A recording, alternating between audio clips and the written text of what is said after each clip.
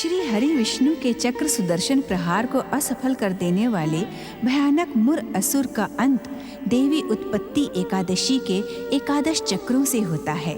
राहु के उकसावे पर उत्तेजित शनिदेव युवा ध्रुव को संकट में धकेलने का निश्चय करते हैं।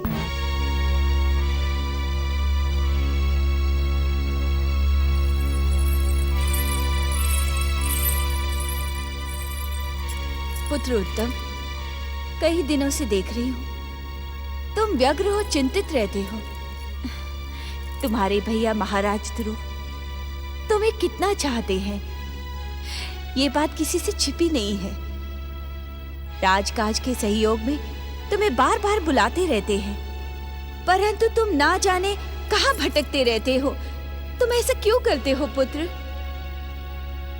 अपने प्रश्न का उत्तर आप भली भांति जानती हैं माताश्री। मेरे मन की कोई भी बात आपसे छुपी हुई नहीं है। आप जानती हैं कि मैं ऐसा व्यवहार क्यों कर रहा हूं। जन्म से लेकर आज तक मेरा दुर्भाग्य मेरा पीछा कर रहा है। मैं उससे मुक्त होना चाहता हूं, परंतु हो नहीं पाता। कैसा दुर्भाग्य पुत्र? जन्म लेते ही तुम युवराज के रूप में सम्मानित हुए। वरदानी ध्रुव ने महाराज बनते ही तुम्हें हर प्रकार का मान सम्मान दिया, समान अधिकार दिए और सदा ही तुम्हें राज सिंहासन पे अपने साथ बिठाया। इससे बड़ा सौभाग्य और क्या हो सकता है पुत्र? किस सौभाग्य की बात कर रही माताश्री? किस सौभाग्य की? इससे बड़ा दुर्भाग्य मेरा और क्या हो सकता है? अपने ही प्रजाजनों और राजपुरुषों के लिए मैं अभी तक अप्रिय हूं। ये तुम क्या कह रहे हो युवराज? सत्य सुनकर चकित ना हो माताश्री। भैया ध्रुव को बचपन में मिले सारे कष्टों का दोषी प्रजाजन और राजपुरुष आपके साथ साथ मुझे भी समझते हैं। नहीं, ये सच है माते। जब भी हम महाराज ध्रुव के साथ होते हैं, सब उन्हीं की प्रशंसा करते हैं, सब उन्हीं की जय जयकार करते हैं। जब मेरा समय जय जयकार का आता है, सब मौन हो जाते हैं। मैं अपनी ही दृष्टि में पापी और हीन होकर रह जाता हूं माते। तुम ही बताओ माते, इससे बड़ा दुर्भाग्य और क्या हो सकता है? क्या कोई व्यक्ति अपनी ही प्रजा की घृणा का पात्र होकर जीवित रह सकता है? सावधान! परम श्री हरि विष्णु भक्त मनवंशी सम्राट ध्रुव कंपिला की राजमाता सुनीति के साथ पधार रहे हैं। मुझे यहां से जाना होगा माताश्री। भैया ध्रुव के यहां पहुंचने से पहले ही मुझे यहां से जाना होगा। नहीं उत्तम, महाराज ध्रुव तुमसे मिलना चाहते हैं और तुम जाना चाहते हो, ये उचित नहीं है। रुक जाओ पुत्र।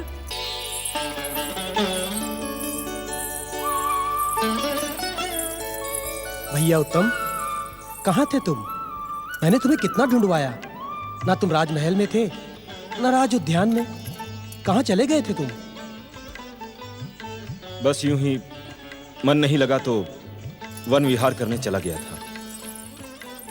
वैसे भी मेरे होने और ना होने से राजकाज में क्या अंतर पड़ता है? भैया, तुम एक लोकप्रिय और सफल शासक हो। इस साम्राज्य का बच्चा बच्चा भी तुम्हारे सुशासन की प्रशंसा करता है। मैं प्रशंसा से प्रसन्न होने वालों में से नहीं हूं, ये तुम भली भांति जानते हो उत्तम। तुम्हारा प्रेम मेरे लिए संसार की सारी प्रशंसाओं से बढ़कर है। जब तुम मेरे पास नहीं होते हो तो मेरा मन अशांत हो जाता है। मैं यही सोचता रहता हूं कि तुम किसी बात से मुझसे रुष्ट तो नहीं हो। नहीं भैया, तुम जैसे उदार और महान भाई से रुष्ट होने वाला स्वार्थी और दुष्ट कहलाएगा। मेरे मन में आपके प्रति वैसा ही सम्मान है जैसा कि प्रजाजनों में है।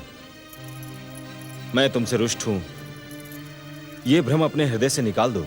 मेरे मन में वैसे भी तुम्हारे लिए कोई भ्रम नहीं था उत्तम, और जो रहा सा था वो भी निकल गया। चलो, मैं तुम्हें राजसभा में ले जाने के लिए आया हूं। वहां सभी राजपुरुष हमारी प्रतीक्षा कर रहे होंगे। भाई भाई के ऐसे प्रेम का उदाहरण कहीं देखने को नहीं मिल सकता। ये सब मनुवंश के आराध्य जगदीश्वर भगवान श्री हरि विष्णु की कृपा और आपकी भक्ति का परिणाम है दीदी। नहीं भैया, आज राजसभा जाने की मेरी इच्छा बिल्कुल नहीं है। मैंने आज गुरु आश्रम जाने का मन बना लिया है। किस गुरु आश्रम में जाने की बात कर रहे हो उत्तम? कौन है वो गुरुदेव? एक दिन तुम्हें भी वहां ले चलूंगा भैया। उनके पास जाने से मन को बहुत ही शांति मिलती है। अच्छा, मुझे आज्ञा दो। प्रणाम। देख रही माताश्री, उत्तम कहते कि वो मुझसे रुष्ट नहीं है, परंतु वो मुझसे प्रसन्न भी तो नहीं है। आप ही बताएं माताश्री, अपने प्रिय भाई को प्रसन्न करने के लिए मुझे क्या करना चाहिए? इस विषय में तो मैं भी हार गई हूँ पुत्र। मैंने उत्तम को कितना समझाया, परंतु उसके मन की अशांति दूर होने का नाम ही नहीं लेती। ये उसका दुर्भाग्य नहीं तो और क्या है? नहीं नहीं सुनीति, ऐसा नहीं कहते। बदलती हुई परिस्थितियों के साथ भगवान हमारे धैर्य की परीक्षा लेते हैं। समय के साथ सब ठीक हो जाएगा। तुम दोनों चिंता न करो। राजसभा में पहुंचने का समय बीत रहा है। मुझे शीघ्र ही वहां जाना होगा। अब मुझे आज्ञा दीजिए। प्रणाम माताश्री, प्रणाम।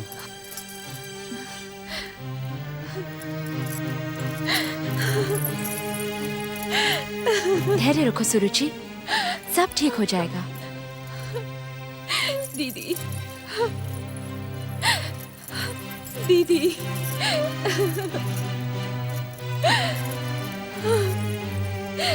सब ठीक हो जाएगा ना? सब ठीक हो जाएगा। ध्रुव का प्रेम उत्तम के मन की सभी दुविधाओं को समाप्त कर देगा।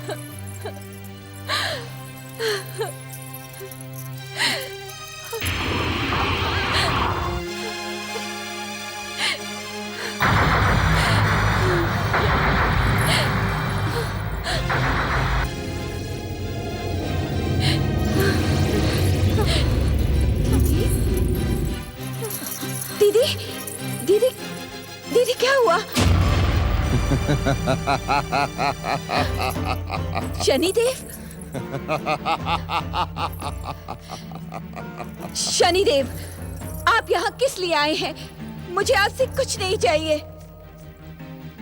तुम्हें मुझसे कुछ नहीं चाहिए सुरुचि? ये कहकर तुम स्वयं से छल कर रही हो। मैं सत्य कह रही हूँ। जिस सत्य की नींव असत्य पर खड़ी हो वो अधिक समय तक टिक नहीं पाती सुरुचि। आप कहना क्या चाहते हैं शनिदेव? यही कि भाग्य विधाता शनिदेव हर मन की बात जानते हैं। तुम्हारे मन की बात भी शनिदेव से छिपी नहीं सुरुचि। तुम अपने पुत्र उत्तम को सम्राट के पद पर बिठाना चाहती हो। तुम ये चाहती हो कि ध्रुव यहां से चला जाए और तुम्हारा पुत्र उत्तम बिना किसी बाधा के कंपिला का सम्राट बन जाए। यही चाहती हो ना तुम? नहीं शनिदेव, नहीं। ध्रुव तो मुझे उत्तम से अधिक प्रिय है। अपने मन में झांक कर देखो सुरुचि, सच्चाई का आभास तुम्हें स्वयं हो जाएगा। हम तुम्हारी हर इच्छा को पूर्ण करने के लिए ही यहां प्रकट हुए हैं सुरुचि। यदि तुम सच्चे मन से हमारी आराधना करोगी तो हम अपनी कृपा से तुम्हारी हर मनोकामना पूर्ण करेंगे। नहीं शनिदेव, नहीं। आपकी आराधना का परिणाम मैं पहले भी भुगत चुकी हूँ। आपके बहकावे में आकर मैंने अपनी देवी जैसी प्रिय बहन सुनीति और महाराज को कष्ट दिए।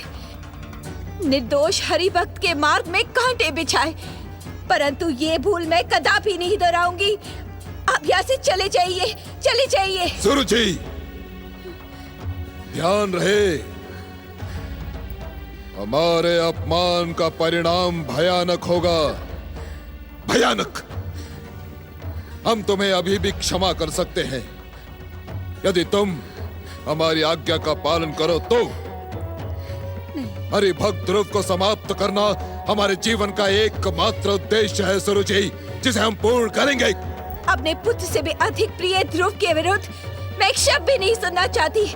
आप यहाँ से चले जाइए शनिदेव, चले जाइए।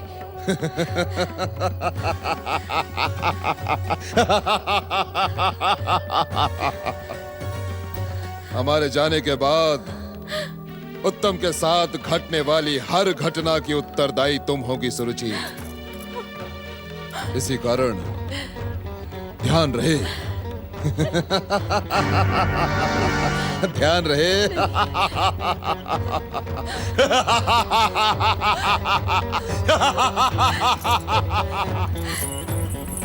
दीदी, दीदी उठिए, उठिए दीदी, उठिए।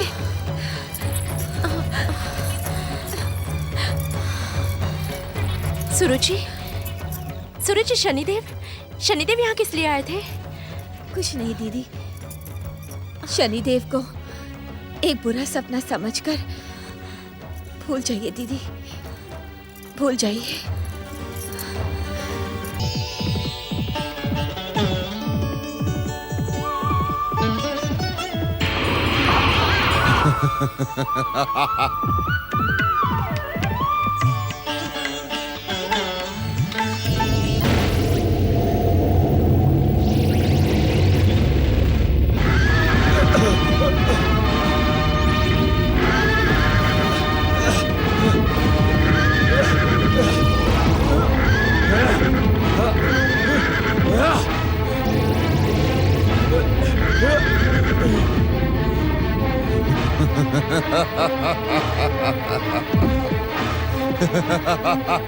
कौन है?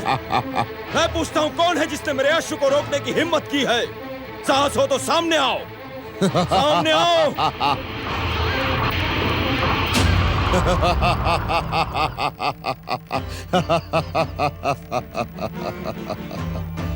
हमें पहचानने में भूल मत करो। हम तुम्हारे हित और शुभचिंतक हैं उत्तम। हित और शुभचिंतक इस प्रकार नहीं आते। तुम्हारे मन की व्यग्रता का अनुमान लगाकर हमने इसी प्रकार आना उचित समझा उत्तम।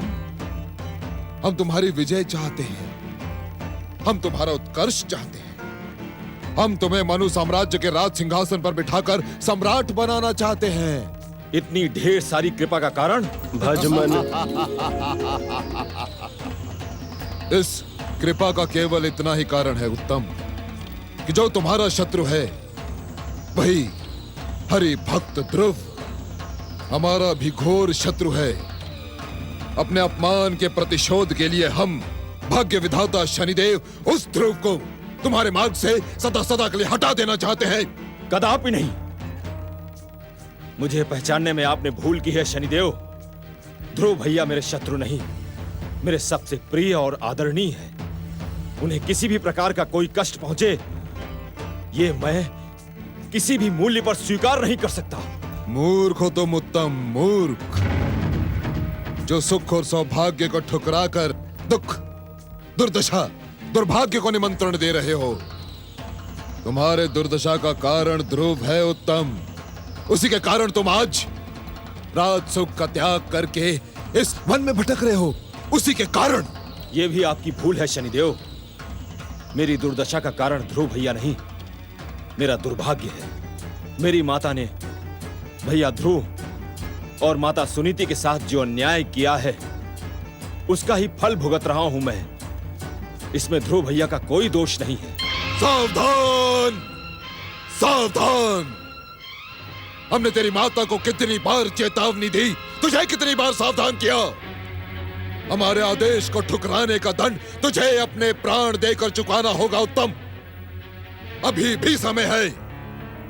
ध्रुव के विरुद्ध हमारी बात मानकर हमारी आराधना कर। असंभव, असंभव। मनुवंश में जन्म लेने वाला केवल त्रिलोकीनाथ जगदीश्वर भगवान विष्णु की आराधना करता है। आपको यहां से निराश लौटना पड़ेगा शनिदेव, निराश लौटना पड़ेगा। हमारे लौटने का परिणाम तेरी मृत्यु होगी, तेरी मृत्यु, क्योंकि मैं शनि हूं, शनि।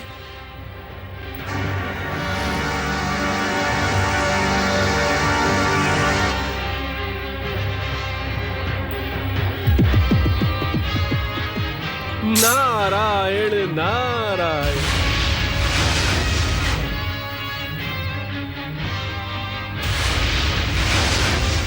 नारायण नारायण। प्रणाम प्रभु। शनिदेव के कोप की चिंता ना करो नारद, वे तो केवल निमित्त मात्र हैं। होगा वही जो विधाता के विधान में पूर्व सुनिश्चित है। नारायण नारायण। भगवान, तो कहीं शनिदेव के कोप से उत्तम के प्राणों को भय तो नहीं है? यदि उत्तम हमारे प्रिय भक्त ध्रुव के पास लौट जाएगा तो प्राणों का भय उसकी ओर देखने का साहस भी नहीं करेगा। प्रभु,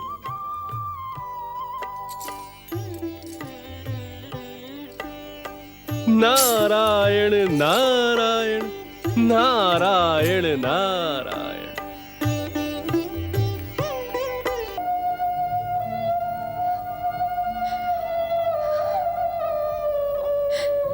भैया उत्तम, भैया उत्तम, कहाँ हो तुम? प्रणाम माताश्री। माताश्री, क्या भैया उत्तम अपने गुरु आश्रम से अब तक नहीं लौटे? मैं कब से उनकी प्रतीक्षा कर रहा हूं। क्या बात है माताश्री?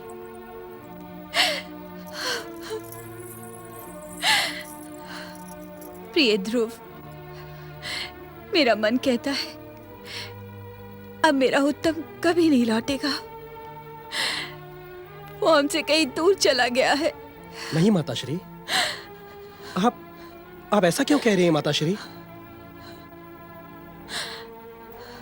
वो थोड़ी देर में हमारे पास आएगा। मेरा भाई मुझसे अधिक समय तक दूर नहीं रह सकता। वो जानता है हम सब उसकी प्रतीक्षा कर रहे हैं और उसके आए बिना हम भोजन भी नहीं करते। वो अवश्य आएगा माता, शीघ्र लौट कर आएगा। प्रिय ध्रुव, तुम्हारे और तुम्हारी माता के साथ जो मैंने अन्याय किए हैं, तुम माता और पुत्र को जो घोर कष्ट पहुंचाए हैं, उसी पाप का फल मेरा पुत्र उत्तम भुगत रहा है। तुमने और दीदी ने तो मुझे क्षमा कर दिया, परंतु विधाता का न्याय हमें कभी क्षमा नहीं करेगा। नहीं माताश्री, नहीं। विधाता जगदीश्वर भगवान श्री विष्णु तो समानिधान है। आप इस प्रकार दुखी ना हो माताश्री। तुम दोनों तो मेरी आंखों के तारे हो, मुझे प्राणों से भी अधिक प्रिय हो। यदि अहंकार और अभिमान में आकर मुझसे कोई भूल हुई हो तो दंड मुझे मिलना चाहिए। हे क्षमा निधान, मेरे पुत्र को क्षमा कर दो। दुखी ना हो माताश्री। सत्य को जानकर कौन माँ होगी जो दुखी नहीं होगी।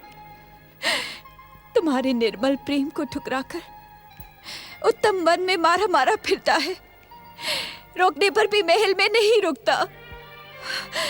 मेरे पाप की काली छाया ने मेरे पुत्र के भविष्य की दुर्दशा कर दी है। तुम चिंता ना करो माताश्री, मैं समझाऊंगा भैया उत्तम को। अब एक पल के लिए भी मैं उसे अपने से दूर नहीं रहने दूंगा। उसे शासन के वे सारे काम करने होंगे जो मैं करता हूं। यदि वो मेरे साथ शासन और राजकाज में व्यस्त रहेगा तो चिंता का हर कारण स्वयं ही समाप्त हो जाएगा। पुत्र, तुमने तो सदा ही उत्तम को अपने से अधिक सम्मान दिलाने का प्रयास किया है। तुम सच्चे विष्णु भक्त वत्स, परंतु उत्तम का मन ही स्थिर नहीं है। ना जाने किस। ऐसा नहीं कहते माताश्री। जगदीश्वर भगवान श्री विष्णु की कृपा हमारे साथ है।